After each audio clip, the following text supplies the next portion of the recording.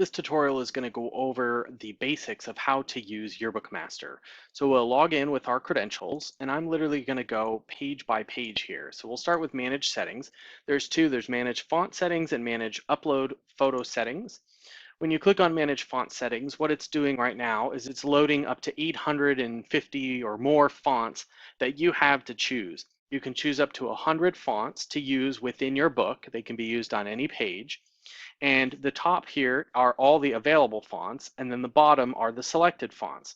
So you can see that I have selected a couple of fonts, and I can select any of these fonts that I want, and I simply just click on Add, and they become blue. That means it's on this. So I click on Save Font Settings, and then I'm going to go back to just our Manage Settings page. Our Upload Photo Settings is basically allowing or not allowing parents and students to upload photos from their United Portraits picture account. So what you're going to do is you're going to either enable or disable it, and then you're going to click on the boxes, which are the pages that you want them to be able to upload into. So if you only want them to be able to upload into a couple of pages, then you only select a couple of pages.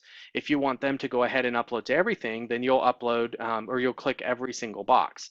You'll click on Submit, and then we'll go back to this page. View Invoice is actually going to kick you back over to United Portraits, where you'll log in and you'll view your invoice. Manage users. If you need to create a user, you can create a user here. So we'll add my test user. And I'll provide them with an email, a phone number, and a password. This is their login information for Yearbook Master. So when they go to Yearbook Master, they'll be testuser.az106875, and you'll click on Submit once you're done with all this. You'll see Edit User. Here's the one that I had already created. If you need to change their password or change any of their information, make them inactive. So, maybe they don't go to the school anymore, or they're not going to work on the book, you'll mark them as inactive so they won't be able to log in. Set user permissions goes over, what certain people have access to. So if this student, you wanted to only give them access to certain items, you could do that. If you want them to edit the ladder, or if you want them to be able to edit font settings or the photo settings, if you want them to be able to upload photos, do you want them to have access to the general folder? Do you want them to be able to delete photos? Do you want them to be able to move or upload or anything like that? Do you want them to see the invoice button? Do you want them to look at the orders? Do you want them, to be able to work on a page? All that type of thing. Then the last thing here is set user pages. So you select a user and you can select the pages that they will have access to. So they won't have access to every single page unless you give them access to every single page. So for instance, if this user was only working on, page 2, and maybe they were working on page 5, I would only give them access to those 2 pages. We'll go back to the home page here. View orders again is going to kick you back over to United Portraits, where you can view all of the orders. Work on a page is going to be where you actually work on your pages. So this is going to be your ladder all laid out. And initially they'll all be blank, just like this. And it's very simple. When you click on an actual page, it'll load here in the browser. You have 3 lines. You have the red line, which is the bleed line. You have the blue line, which is the cut line. And the green line is the safe line. So you want all of your text or images that you for sure want in the book inside of the green. We're going to cut on the blue line. In printing, if we miss a little bit, we want to have a little bit of margin. So that's why you want to keep everything inside the green line if you want it definitely in the book. The buttons up here across the top are pretty simple. You click on Add Text, hello, this is my text. And you can move this around anywhere on the page. This button here will bring it forward. This will send it backward. This will make a copy of it so you can have multiple copies. You'll have opacity right here. You have, different fonts and things that you can choose. You'll see, this is the font that I added when we were in the font. You change the size. You can go larger. If you need to make this longer, you can make it longer. If you want to rotate, you can rotate. If we go back here, we can select a different color. We can align the text inside of the box, to the center, the left, the right. You can choose the font style. Only certain font styles are available to have, bold or italics. If you want to put an underline or an overline, or you want to put a line through it, you can do that. If you want to add weight to the font, so if you want to make it bolder, you can do that. You can change the height of the line, so if you had multiple lines of text, you can change, or add a stroke, and then you can change the color of the stroke. Let's choose, maybe blue, something like that. This is basically going to go over the shadow. I can turn the shadow on. I can change the area. I can change the blur. I can change the offset. I can change the color. All different things that we can do. This is very simple. It's delete. So delete will remove it. And if we go to add photos, you've got a couple of different things here. You have your page photos. So when you upload photos, you upload everything into a certain page. Your general photos, so this is basically photos that are available on every page, and then you have group photos, and these are all the group photos that have been taken throughout the year, and you'll see them named here. You've got Miss Arse, you've got Battle of the Books, you've got a whole bunch of different things as I'm scrolling to the right. Yearbook Club, Thornton, you got just a whole bunch of different things that you can use, and they all work the same. So there's no photos actually in this particular page. I haven't uploaded any, so it's pretty simple. If I need to upload some, I'll come over here and I'll just go to some pictures and then some sample pictures, and I'll just upload a couple, and they will upload. When it's at 100%, you'll see them appear down here at the bottom. So there we go. And that opened in a new page. So I just click the X, and then I come back here and add photos. And what do you know? There they are. I just drag them right on the page. You'll notice that was a green check mark. The green check mark means it's used on this page. The yellow check mark means it's used on another page. You'll see here, this is a yellow check mark. This has been used on another page.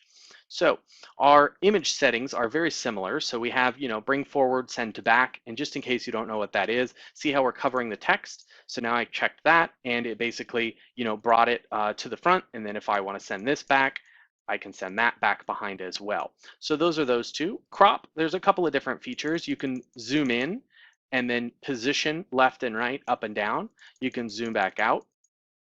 If you're zoomed in, you can either drag it around the screen, or you can actually use these buttons to move it a little bit at a time, and it will move left and right. If you want to crop, you can actually crop as well. So let's say we wanted to crop, just the center of this flower. We'll click on OK, and now it cropped the center of that flower. So again, if I back into crop mode, I can rotate the image within the actual area that I cropped. So now I'm out of crop mode. I can again make a copy of it. If I want to change the brightness or the contrast, I can do that. Change the opacity, make it grayscale. We'll come back to this one. We can add a border around the image, change the size, change the color, change the corners if we want rounded, change it to dashed instead. You can do round. You can change the size of the round. So if you wanted a round image, you can change the offset so you can go left or right. If you go to oval, same thing. It's just a slightly different, shape. Exit the border mode. Oop, I'm sorry.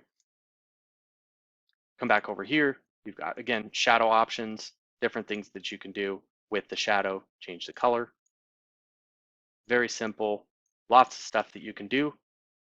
You'll see there, your page actually saves every 5 minutes automatically. If I needed to grab a group photo, I can do that. Just the same, just drag it on, make it larger, rotate it, do a whole bunch of different things. Moving on, we have graphics and clip art. So if I click on add a page border, there are page borders in here as well. So if we, want to add some stars, or if we want to add, some paw prints, we just click on that. Out comes our border. We can see our border. If we want to remove the border, we just click remove border. Add clip art.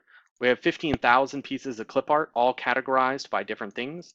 So if you click on a certain, fruit's juice, you can literally scroll through all of the clip art we have here, and it works just the same way. So, you drag it on your page, you can add a shadow to it, rotate, make it smaller maybe, everything like that. So it works just like an image. And again, you get the green check mark letting you know I used it on this page, a yellow check mark used on another page. Those are the two items under there. Under page settings, we're going to go to backgrounds. We have over 2,000 different backgrounds that you have. You can go by color. You can go by style. So if we wanted this pink one, we'll click on that. The background will load. and then you'll see it there on your page. You can zoom out so that you can see your whole page at once. You can zoom in, you can reset, you can undo. So there's different things, we keep a history of what happened. And I'm sorry you couldn't see anything down there. So, that was the clip art that we added, and then we can redo. So we can go back and forth. You can print a draft. So the draft will basically open up a new page, and it will show you exactly what your page is going to look like. And you'll see all the different things on there. And we'll close out of that. Back to page settings. We went over choose background. Grid settings. You can turn the grid off so you can't see the grid, so you can see your page a little bit better. You can turn your grid on. You can snap to the grid or not snap to the grid. You can change the grid spacing, large, small, whatever you want. Under page settings, restore page. Every 5 minutes, your page is saved if there are changes, and we keep a history of it. We keep a history of who modified the page, what time and date, so you can always go back and revert. It's as simple as clicking on that and clicking on OK. I'm going to save the page first because we did have a couple of changes. We put that group photo and this piece of clip art on there. So if we come back to page settings, you'll see we have this and we have this. It's very simple. I click on OK, leave the page, and it will restore the page to exactly where I left it. There are page templates as well. So there's a bunch of different categories that you have here. You can use all the different page templates. If you click on photo collages, that's basically going to be a generic page with a bunch of photos on it. If you click on one, you click on OK, you are going to lose everything on your page. So keep in mind, maybe save your page ahead of time so that you can restore it if needed. You'll see this basically has just a bunch of placeholders. You can modify anything on this page. It's just to get you started. So you can drag things, you can make them larger, you can make them smaller, you can change the text, you can change the color, you can change the background. It's simply just to get you started. It's very simple to add photos. So you take a photo, you drag it on, and it has a green check mark.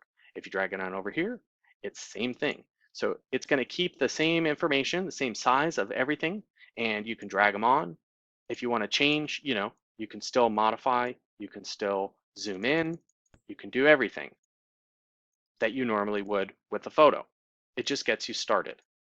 Those are the basics of Yearbook Master.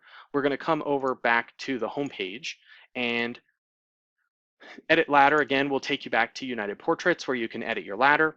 Upload photos. We didn't really go over this. I covered it just a little bit, but basically it's got every single page in your ladder. And this is typically the first thing that you do is you'll click on a particular page and you will just click on browse, select your photos, and then let them upload. And that's how you get photos into Yearbook Master.